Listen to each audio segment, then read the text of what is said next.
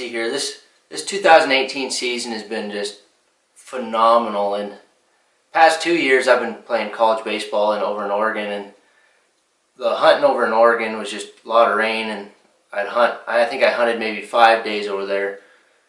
But there's nothing like coming back home after 2 years and just having a phenomenal season. We ended up opening day getting Colton's bull on film and just screaming coming in. And then I had one other bull that I called in for a buddy with Zach and Crossan and Gunnar Fairbrother, and that bull was screaming that day too. And it's just like within 6 days we had 2 bulls down, and suddenly we were doing more packing out than we were hunting. And now it's on to my bull, and Zach and Crossan calling for me. And I mean, it all started back when I was 12 years old, when my dad took me out for my first elk hunt, pretty much. Bull came in, 15 yards screaming, and that's when I was hooked. I mean, my dad to me was the Corey Jacobson of hunting now. I mean, I looked up to him no matter what. And about my age, 20 years old, 21 years old, him and a buddy started filming, and they were in the frontier, the first people that, right then and there that started filming. Ended up filming for like 10 years in the 90s and calling in great bulls and just getting tons and tons of film. And if they would have stuck with it, I mean, 20 years later, who would have known that the hunting industry and everything would have been booming like it is now. I owe it all to my dad, and it's awesome that I get to share these films with him now throughout my generation, and everything that me and Colton and Aaron and Zach look forward to every September, just screaming elk and then getting to bring back video footage of what we got. And I remember as a little kid, always, before I could hunt with my dad, just waiting at the doorstep for him to come back after a weekend of hunting and see the film that he had. And then me and Zach went out trying to get Zach from crossing a bull. Ended up we were trying a new spot and got to the new spot, and the trailhead was covered in rigs at 2 hours before dark. We decided to come back, just look at some drainages that don't have any trails in them, and ended up bugling right off a dirt road, and had a bull come in 500-600 yards off the road bugling, and Zach drew on him I don't know how many times, probably 3 or 4 times, but just never had a good for sure shot, so he never took it. And then in the hike in there, it started raining on us and just getting nasty. So we sat down, had lunch, and your typical Montana weather where it can be 20 minutes of rain and 20 minutes of sunshine and then go back to snowing. And suddenly the clouds broke and it was bright blue skies, and me and Zach could hear a bull just barely bugling away, and far enough to where we questioned whether we were crazy or not. So we went up the drainage a little ways, and for sure there he was, just screaming away. So we made our move in there, and I told Zach to stay back and just cow call, and I'll try to get the best camera footage that I can by myself and just see if we can get a bull. And for sure, he comes in screaming.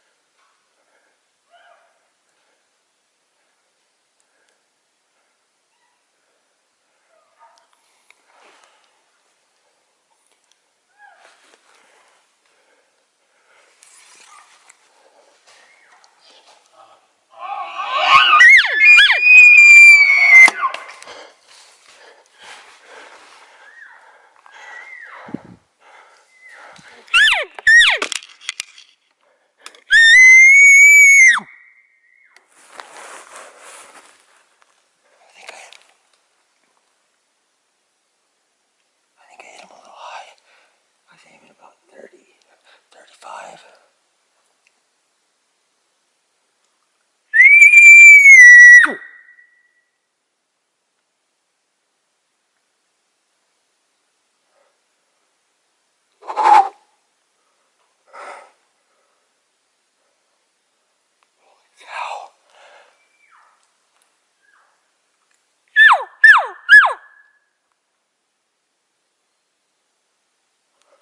Holy cow.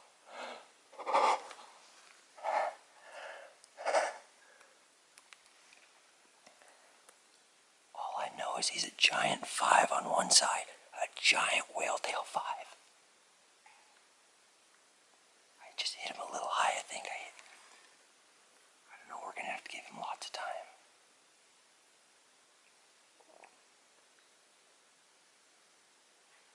Holy moly. He came in screaming. Holy cow.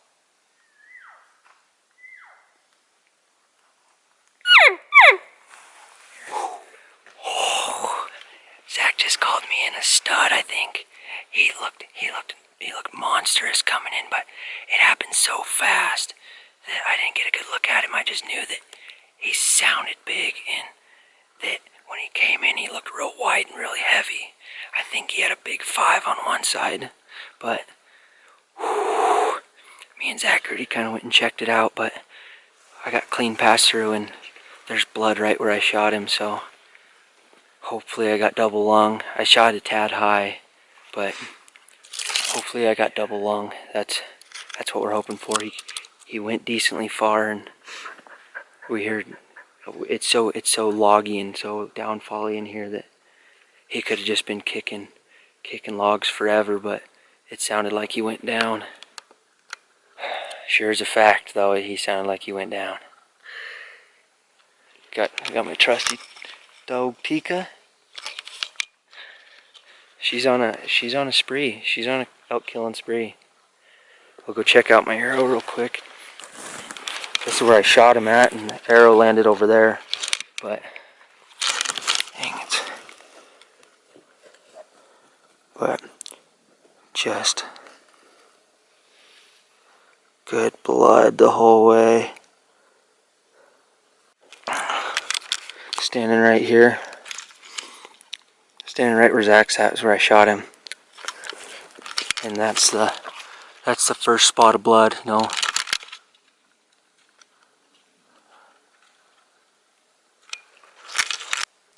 Holy moly. Oh, I love this stuff, man. It doesn't get any better than this.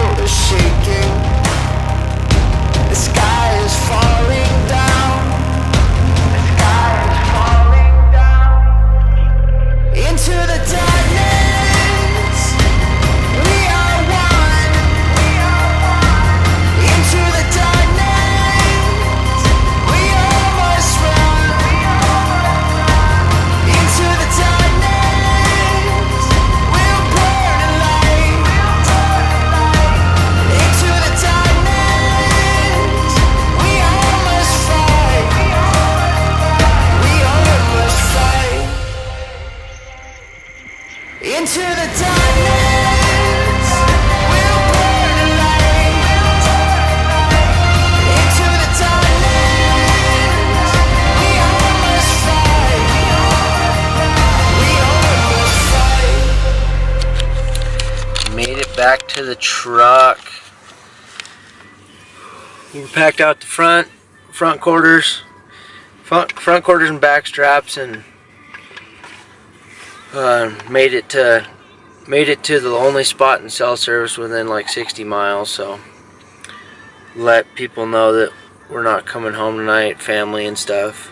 So yeah, just headed. We're gonna head back up there and camp out for the night and get up early in the morning and go get the rest of it.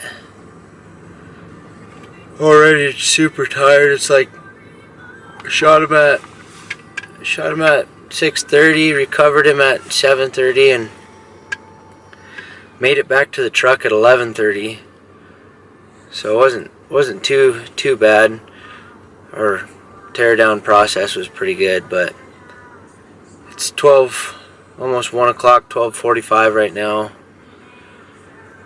We're gonna hopefully get these text messages out and then go try to get some sleep. Head back up there and grab the rest of it tomorrow.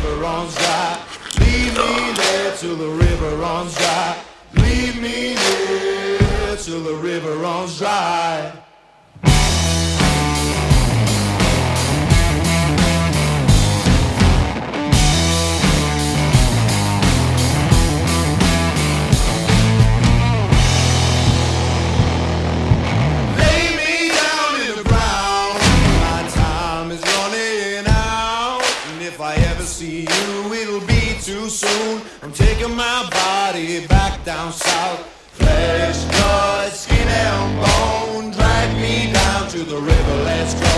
Bury my body by the waterside. Leave me there till the river runs dry. Leave me there till the river runs dry. Leave me there till the river runs dry.